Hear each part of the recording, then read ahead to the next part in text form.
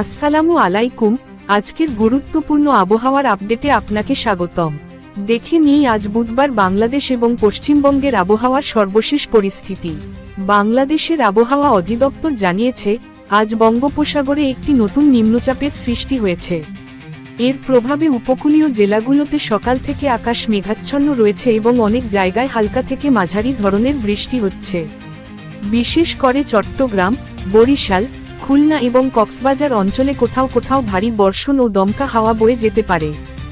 বাংলাদেশের নদী বন্দরগুলোর জন্য ১ নম্বর সতর্ক সংকেত জারি করা হয়েছে। নদী ও সমুদ্রপথে চলাচলরত নৌযানগুলোকে সাবধানতার সাথে চলাফেরা করার পরামর্শ দেওয়া হয়েছে। মাছ ধরার নৌকা ও ট্রলারগুলোকে সমুদ্রের গভীরে না যেতে বলা হয়েছে। এদিকে রাজধানী ঢাকায় আবহাওয়া তুলনামূলকভাবে গরম ও আর্দ্র রয়েছে। দিনের সর্বোচ্চ তাপমাত্রা ৩৩ ডিগ্রি সেলসিয়াস পর্যন্ত উঠতে পারে এবং দুপুরের পর কিছু এলাকায় হালকা বৃষ্টি হতে পারে।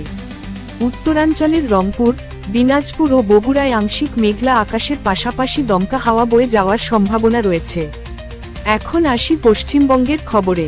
আলিপুর আবহাওয়া দপ্তর জানিয়েছে, কলকাতা ও আশেপাশের জেলাগুলোতে সকাল থেকে আকাশ মেঘলা রয়েছে।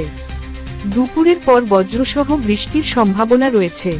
দক্ষিণবঙ্গের জেলাগুলো বিশেষ করে উত্তর ও দক্ষিণ ২৪ পরগনা, হাওড়া, হুগলি এবং মেদিনীপুরে ভারী বৃষ্টির সতর্ক জারি করা হয়েছে। উত্তরবঙ্গের দার্জিলিং, জলপাইগুড়ি ও কোচবিহার অঞ্চলে হালকা থেকে মাঝারি বৃষ্টি হতে পারে।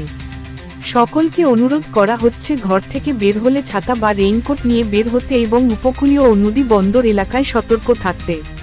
আবহাওয়ার সর্বশেষ খবর পেতে আমাদের সঙ্গে থাকুন। সবশেষে মনে করিয়ে দিচ্ছি, যদি এই আপডেট ভালো লেগে থাকে তাহলে চ্যানেলটি সাবস্ক্রাইব করুন এবং বেল আইকনটি অন করে রাখুন। ধন্যবাদ।